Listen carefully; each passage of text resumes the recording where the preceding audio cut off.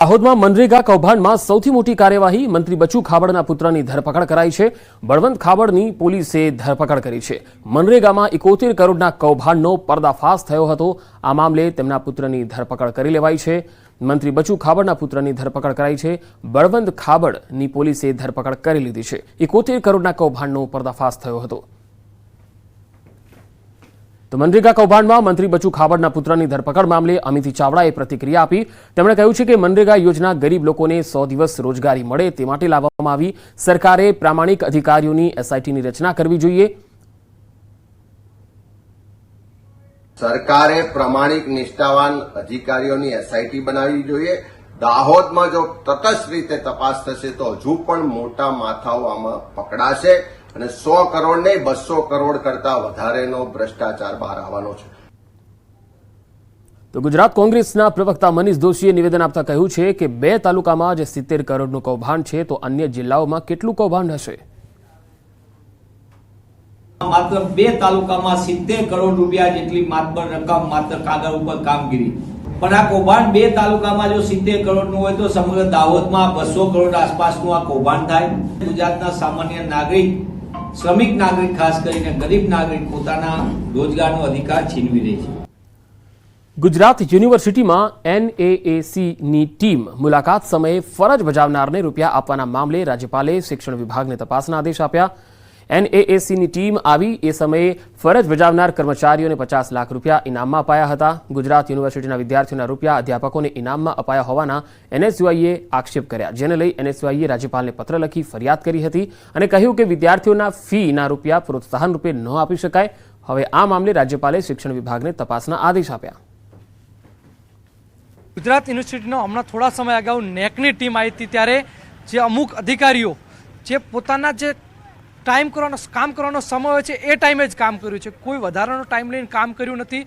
પરંતુ ગુજરાત યુનિવર્સિટીના કુલપતિ દ્વારા પોતાના માનીતા જે 5 અધિકારીઓ હતા એમણે જે નામ આપ્યા, એમણે જે નામ સૂચવ્યા એ નામને 25,000થી લઈને 5 લાખ સુધીની જે બક્ષિસ રૂપે જે પૈસા આપી દેવામાં આવ્યા છે એ પૈસા વિદ્યાર્થીની ફીના પૈસા હતા।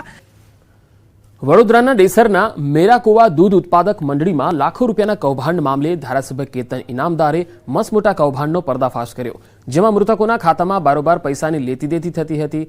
મૃતક સભાસદોના પરિવારજનો ઉચાપતથી અજાણ હતા। પરિવારજનોનું કહેવું છે કે તેમની પાસે ઘરમાં દૂધ લાવવાના પણ પૈસા નથી। આ જ પરિવારજનોના ખાતામાં લાખોના ટ્રાન્ઝેક્શન થયેલા બતાવાય છે। ખાતામાં 3.76 લાખ જમા થયા અને બારોબાર ઉપડી પણ ગયા। જે રોજ માત્ર 1 લીટર દૂધ ભરે છે તેમના ખાતામાં 19.95 લાખ જમા થયેલા જોવા મળે છે। હા, વર્ષથી ભેંસનું દૂધ ભરતી નથી અને મારા પૈસા કેવી રીતે કરું? બંધ ડેરી કેટલા વર્ષ થયા?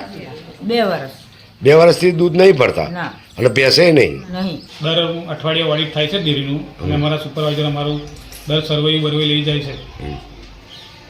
કોણ છે સુપરવાઇઝર? હમણાં તો નવા આવે છે, કોઈ અઠવાડિયે દર અઠવાડિયે બદલાય છે। બરાબર, તો તમારે એવું કેવું છે કે આ અમારી ઉચાપત થયેલી નથી? આ ઉચાપત થયેલી નથી।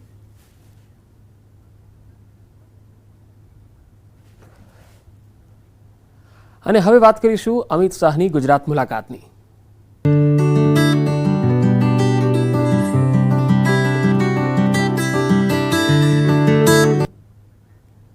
કેન્દ્રીય ગૃહમંત્રી અમિત શાહ આજથી 2 દિવસ ગુજરાત પ્રવાસે છે, ત્યારે અમદાવાદ અને ગાંધીનગરમાં વિવિધ વિકાસ કાર્યોનું લોકાર્પણ અને ખાતમુહૂર્ત કરશે। કુલ 700 કરોડથી વધુના વિકાસ પ્રોજેક્ટોનું લોકાર્પણ અને ખાતમુહૂર્ત કરશે। ગાંધીનગર લોકસભા વિસ્તારમાં વિકાસ કાર્યોના લોકાર્પણ બાદ કોલવડા ખાતે જાહેર સભાને સંબોધન કરશે, જ્યારે 18 મેના રોજ અમિત શાહ અમદાવાદમાં વિવિધ ઇન્ફ્રાસ્ટ્રક્ચર પ્રોજેક્ટનું પણ ખાતમુહૂર્ત કરશે। સાથે જ પલ્લવ 4 રસ્તા ઓવરબ્રિજને જનતા માટે ખુલ્લો મૂકશે, જેને લઈ દરરોજ 1.5 લાખ વાહન ચાલકોને ટ્રાફિક સમસ્યાથી રાહત થશે। નારણપુરા ખાતે જાહેર સભાનું પણ સંબોધન છે। તો અમિત શાહ ગુજરાત પ્રવાસ દરમિયાન પ્રદેશ સંગઠનમાં મોટા ફેરફાર માટે કેટલીક મહત્વપૂર્ણ બેઠકો પણ કરશે। અમદાવાદના પલ્લવ બ્રિજનું લોકાર્પણ કરશે। 117 કરોડના ખર્ચે આ બ્રિજ તૈયાર થયો છે। ચાંદોડિયા વોર્ડમાં 14.71 કરોડના ખર્ચે બનેલ ગજરાજ વોટર ડિસ્ટ્રીબ્યુશન સેન્ટર ઓગમેન્ટેશનનું પણ લોકાર્પણ કરશે।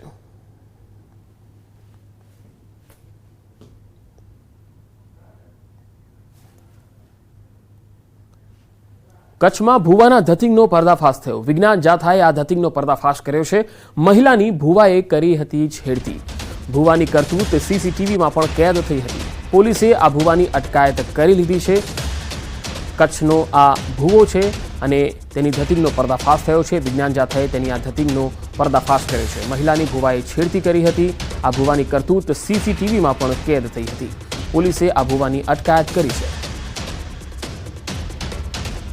તો કચ્છમાં વધુ એક ભુવો પકડાયો છે જે ખોટી રીતે લોકોને ગેરદોરવણી આપતો હતો, ખોટી રીતે છેતરતો હતો અને પોતાના કામ કરી આપશે એવું પણ તેઓ કહેતો હતો અને ઉલ્લુ બનાવતો હતો. આ ભુવાના ધતિંગનો પર્દાફાશ વિજ્ઞાન જાથાની ટીમે કર્યો છે.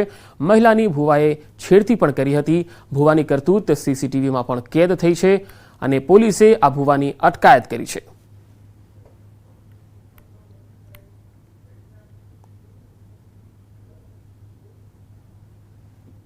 રવેચીમાં મેલડી માતાનું મઠ બનાવી છેલ્લા 20 વર્ષથી દોરા ધાગા, લોકોના દુઃખ દર્દ મટાડવા, બીમારને સાજા કરવાના, રમેણીની અંદર ધૂણવાનું કામ અને ખાસ કરીને મહિલાઓને ટાર્ગેટ કરી અને છેડછાડ કરવાનું કામ કરતો ભુવો રંગે હાથે ઝડપાઈ ગયેલ છે.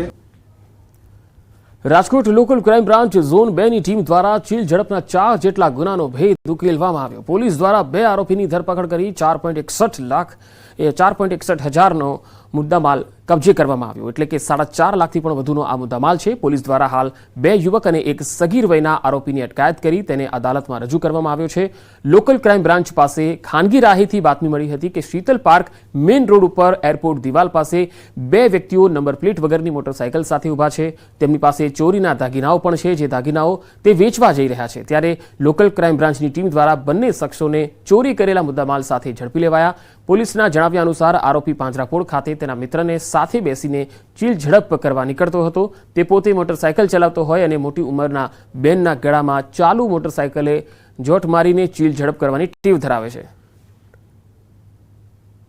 રાજકોટ શહેરના વિવિધ પોલીસ સ્ટેશન વિસ્તારમાં આ જે આરોપીઓ છે, સદામ ઉર્ફે મચ્છો યાસીન કુરેશી, વિક્રમ લાલાભાઈ માનસુરિયા અને એક કાયદાના સંઘર્ષમાં આવેલ બાળક, આ લોકોએ છેલ્લા 2.5 મહિનામાં 4 અલગ અલગ જગ્યાએ અલગ અલગ પોલીસ સ્ટેશન વિસ્તારમાં ચીલ ઝડપ કરેલ છે.